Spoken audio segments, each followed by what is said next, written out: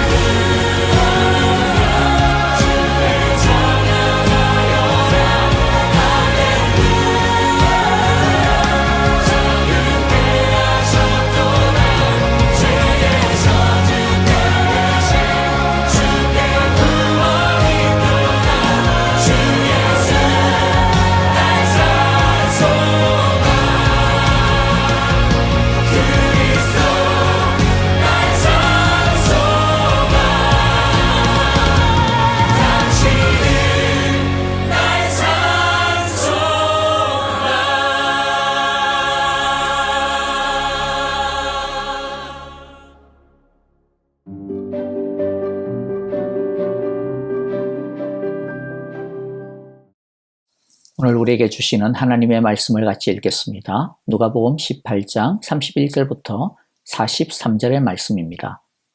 예수께서 12제자를 곁에 불러 놓으시고 그들에게 말씀하셨다. 보아라, 우리는 예루살렘으로 올라가고 있다. 인자를 두고 예언자들이 기록한 모든 일이 이루어질 것이다.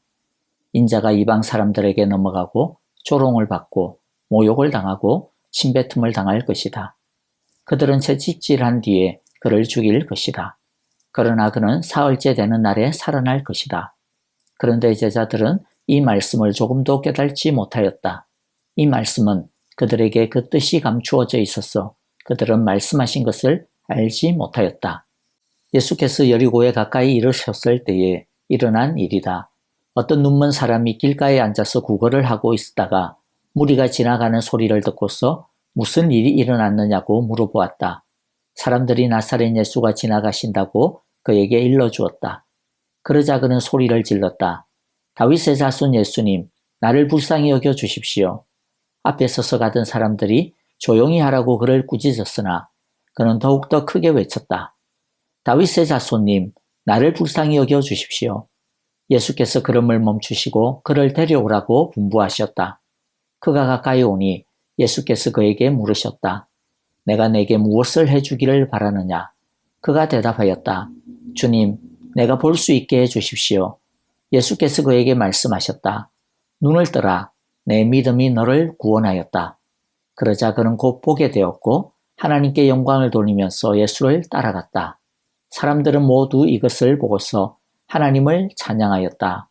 아멘. 사람이 무엇인가 제대로 듣고 보려면 그냥 듣고 본다고 해서 다가 아닙니다. 한 귀로 듣고 한 귀로 흘린다라고 하는 말이 있는 것처럼 집중하여 신경 써 듣지 않으면 제대로 기억에 남지 않거나 엉뚱하게 이해하는 경우가 태반입니다. 또 이어폰으로 시끄러운 음악을 심취하며 들으면서 다른 사람과 대화를 한다면 그것은 다른 사람의 말도 제대로 알아듣지 못하는 행동일 뿐 아니라 상대방을 존중하지 않는, 무시하는 아주 나쁜 태도일 것입니다. 그러므로 듣는 것이나 보는 것이나 제대로 듣고 보려면 상대방에게 집중하고 마음을 다해 그 말의 참 뜻을 헤아리려고 하면서 듣고 보아야 합니다. 우리가 하나님의 말씀을 듣는 것도 마찬가지입니다. 하나님의 말씀을 듣는 것은 그냥 예배 시간에 와 있다고 해서 듣는 것이 아닙니다.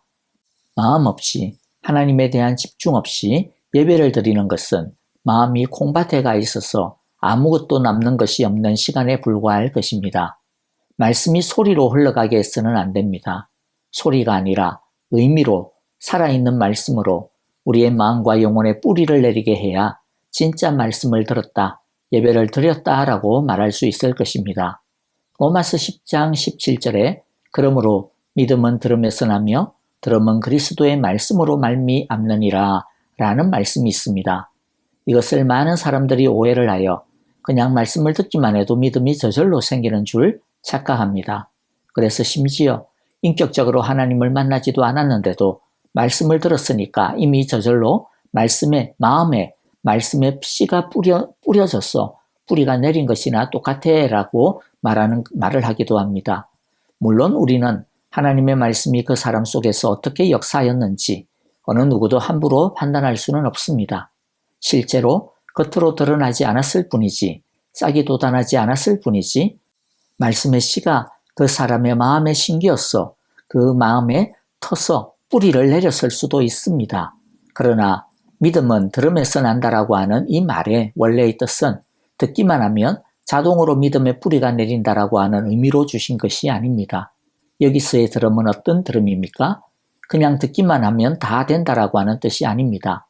복음을 내가 믿든 아니든 받아들이든 아니든 그냥 듣기만 해도 믿음이 생긴다라고 하는 뜻으로 주신 말씀이 아닙니다. 여기서의 들음은 자신의 전 마음과 인격을 그 말씀에 아멘 하는 마음으로, 그러한 전심으로 들어야 된다라고 하는 것을 말합니다. 복음의 소리가 아니라 복음의 메시지를 듣고 그 메시지를 자신의 전 인격과 전 삶으로 영접하고 아멘 하는 것이 믿음이라는 것입니다. 마음에 담기지 않는 소리는 그냥 꽹과리 소리요, 소음에 불과할 뿐입니다. 그러므로 우리는 하나님의 말씀을 들을 때 날아가 버리는 소리로 듣지 말고 우리의 삶을 변화시키는 음성으로, 메시지로 들어야겠습니다. 우리의 생각, 우리의 계획, 우리의 기분과 감정으로 말씀을 들으면 우리의 생각과 계획, 기분과 감정에 맞는 것만 남게 됩니다. 그렇게 되면 말씀이 우리를 이끌고 가는 것이 아니라 우리가 하나님의 말씀을 걸러버리게 되어 하나님의 말씀이 우리의 삶에 아무런 힘을 발휘할 수 없게 됩니다. 우리가 하나님의 말씀을 걸러내는 필터가 되어서는 안 됩니다.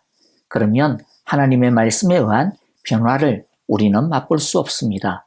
하나님의 말씀이 우리의 계획과 생각과 기분과 감정을 걸러내는 필터가 되도록 해야 합니다. 그래야 하나님의 말씀에 의해서 우리가 변화가 되고 하나님의 말씀이 우리에게 능력으로 역사하게 됩니다. 오늘의 본문에서 보여주는 제자들의 모습이 예수님을 어떻게 따라야 하는지, 주님의 말씀을 우리가 어떻게 들어야 하는지에 대해 잘 가르쳐주고 있습니다. 예수님과 제자들은 예루살렘에 가까이 다가가고 있었습니다. 예수님께서 이번에 예루살렘으로 가는 것은 보통 때와는 다른 목적이 있습니다. 십자가의 죽음이 목적입니다. 예수님은 자신의 십자가의 고난과 죽음을 이미 제자들에게 가르치셨습니다. 그래서 자신의 죽음을 준비하게 하셨습니다. 누가복음 9장 22절인데요.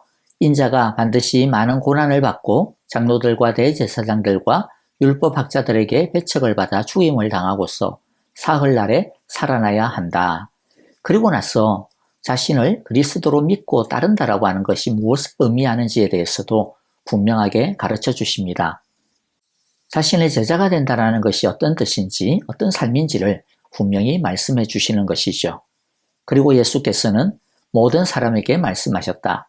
나를 따라오려는 사람은 자기를 부인하고 날마다 자기 십자가를 지고 나를 따라오너라. 예수님은 이처럼 그리스도가 되신다라고 하는 것은 십자가에서 죽고 사흘 만에 부활한다라고 하는 것이며, 예수님의 제자가 된다라는 것은 그런 예수님을 그리스도로 믿고 따르는 것임을 제자들에게 계속 가르치셨던 것입니다. 그리고 누가복음에는 나오지 않지만 마태복음과 마가복음에 보면 갈릴리 지역에서 예수님은 자신의 십자가의 죽음에 대하여 또 3일 만에 살아날 것에 대하여 가르쳐 주십니다. 그리고 우리가 오늘 읽은 본문은 예수님께서 제자들에게 세 번째로 자신의 십자가의 죽음과 부활을 확실하게 가르치신 내용입니다. 하지만 제자들은 예수님의 그 말씀에 대해 어떤 반응을 보이고 있습니까? 34절이죠. 34절입니다. 그런데 제자들은 이 말씀을 조금도 깨달지 못하였다. 왜 깨달지 못했다고 합니까? 그들에게 그 뜻이 감추어져 있어서 말씀을 알지 못하였다라고 합니다. 마치 보면 예수님이 일부러 감추어 놓은 것처럼 말씀하는 것처럼 보이지만 그러나 그런 뜻이 아니고요. 그들이 깨달지 못한 것은 그들이 깨달으려는 마음이 없었기 때문에 감추어진 상태 그대로 있는 것입니다. 깨달지 못하였을 뿐만 아니라 오늘 본문과 동일한 말씀을 나누고 있는 마태복음 20장 19절 이하를 보면 마태 사도는 이때 이야기를 좀 더 자세하게 우리에게 보여주고 있습니다. 제자들이 오늘 우리가 읽었던 예수님의 십자가의 죽음과 그 고난에 대하여서 그 말씀을 듣고 난 다음 이들이 무슨 일을 하고 있느냐면요. 요한과 야고보의 엄마는 예수님께 나와서 자기 두 아들을 예수님의 나라에서 좌우 측근으로 써달라고 청탁을 하죠. 또 그것을 들은 다른 10명의 제자들은 성질이 나서 서로 누가 더 크냐고 서로 자기들끼리 다툼을 벌이는 어이없는 일을 저지르는 것을 보게 됩니다. 제자들은 왜 이랬을까요? 예수님의 말씀을 듣기는 들었지만 3년씩이나 예수님이랑 같이 먹고 자고 생활하면서 매일같이 예수님의 가르침을 듣고 예수님의 일을 보기는 했지만은 그러나 이들의 마음에는 자기들이 믿고 있는 메시아, 자기들이 소망하고 있는 그리스도가 꽉 자리를 잡고 있어서 예수님이 아무리 가르쳐줘도 변할 수가 없었던 것입니다. 예수님의 말씀으로 메시아에 대한 자신들의 생각과 그리스도에 대한 자신들의 그 그림이 바뀌어져야 하고 변화가 되어져야 하는데 그들은 자신 안에 있는 자신들의 소리가 너무 컸기 때문에 예수님의 말씀은 전부 다 한 귀로 왔다가 한 귀로 흘러가 버리고 말았기 때문입니다. 여러분, 우리는 지금 주님의 말씀을 잘 듣고 있습니까? 그냥 듣는 것이 아니라는 것을 우리는 알았습니다. 그냥 듣는 것이 아니라 주님의 말씀에 집중하고 주님의 말씀을 아멘으로 받아들여 우리의 생각과 뜻과 기분과 감정을 변화시키고 있습니까? 우리 교회의 가장 큰 비전과 목표는 예배의 일상화입니다. 그래서 물론 좀 더 많은 분들이 매일 예배와 매일 성경 통독에 좀 더 참여해야겠지만은 그래도 지금도 상당히 많은 분들이 꾸준하게 매일 예배와 매일 성경 통독을 하고 계십니다. 나중에는 매주 성경 공부 시간도 가지려고 해요. 바라기는 부디 귀로만 듣지 말고 마음과 영으로 주님의 말씀을 듣는 우리 모두가 되어지고 우리들의 말씀의 시간들이 되어지기를 간절히 바라고 기도합니다. 그리고 우리의 뜻으로 주님의 말씀을 판단하고 걸러내는 것이 아니라 주님의 말씀으로 우리의 생각과 뜻과 계획들이 깨끗함을 입고 새로워지는 진정한 변화의 능력을 우리 모두가 날마다 체험하며 살아갈 수 있게 되시기를 간절히 기도하고 축복합니다. 예수님은 제자들의 이런 모습을 깨우치시기 위해 여리고성 근처에서 한 사건을 준비하십니다. 한 눈먼 사람이 길가에 앉아 구걸을 하고 있었는데요. 그는 예수님이 지나간다라고 하는 소식을 듣고 다윗의 자손 예수님, 나를 불쌍히 여겨주십시오라고 외칩니다. 다윗의 자손 예수여 라고 하는 것은 예수님이 메시아로서의 능력과 권위를 가지신 왕이라고 하는 고백입니다. 사람들은 그 눈먼 사람에게 잠잠하라고 했지만 그는 포기하지 않고 더 크게 소리를 지릅니다. 예수님이 그를 불러 그가 원하는 것을 물으시고 그의 소원대로 그의 눈을 뜨게 해주시고 뿐만 아니라 그 간절한 믿음으로 구원도 얻게 해주십니다. 이 눈먼 사람은 예수님을 3년이나 따라다니지 않았습니다. 그는 예수님에 대한 소문만 들었을 뿐입니다. 그러나 그는 그 소문의 말씀을 자신의 마음에 받아들였습니다. 붙들었습니다. 자신의 전부를 걸고 있었습니다. 예수님을 한 번도 보지 못했지만 그러나 그것이 이 사람의 믿음을 방해할 수는 없었습니다. 그는 간절한 마음으로 오직 예수님에게 자신의 전부를 걸고 있었습니다. 그리고 마침내 예수님이 자신 가까이 지나가는 기회를 얻자 그는 자신의 전부를 걸고 예수님에게 집중하여 소리쳤습니다. 예수님에게 전부를 걸었기 때문에 주위 사람들이 자신을 비난하고 위협하여도 조금도 물러서지 않았습니다. 예수님만이 자신의 유일한 소망이었기 때문에 그는 축을 하고 주님을 불렀습니다. 이렇게 주님을 부를 때 그는 눈이 밝아지게 되었고 뿐만 아니라 예수님을 자신의 그리스도로 모실 수 있게 되었습니다. 여러분, 오늘 우리가 읽었던 본문의 말씀으로만 본다면 누가 진짜 예수님을 보는 사람일까요? 제자들입니까? 아니면 이 눈먼 사람입니까? 누가 진정으로 예수님의 말씀을 듣고 배운 사람으로 보입니까? 3년 동안 예수님과 동고동락했던 제자들입니까? 아니면 한 번도 예수님을 본 적도 없고 들어본 적도 없지만 오직 소문으로만 예수님에 대해서 들었지만 예수님을 향하여 소리친 이 눈먼 사람입니까? 겉으로 보기에는 제자들이겠죠. 제자들이 이 눈먼 사람들과 비교할 수 없는 축복의 기회를 이미 가지고 있었습니다. 그러나 믿음의 법칙은 단순히 얼마나 예수님을 알고 따른 시간이 얼마나 되느냐 거기에 달려있지 않습니다. 예수님의 말씀을 얼마나 많이 알고 있느냐 그 지식의 양으로 결정되는 것도 아닙니다. 믿음은 얼마나 예수님에게 집중하고 있느냐, 얼마나 전심으로 예수님을 사모하고 있느냐, 얼마나 온전히 예수님에게 자신을 걸고 있느냐, 따르고 있느냐, 예수님이 자신의 전부냐 아니냐, 아니면 일부냐에 따라 판가름 나는 것입니다. 우리 모두 영적으로 무지한 제자들처럼 되지 말아야겠습니다. 우리 모두는 여리고의 이 눈먼 사람처럼 오직 예수님에게만 집중함으로써 메시아의 능력을 경험할 수 있게 되는 우리의 삶이 되기를 간절히 기도합니다. 주여, 우리의 어두운 눈을 밝혀 주시옵소서. 주님을 보게 해 주십시오. 주님을 따르게 해 주십시오. 아멘.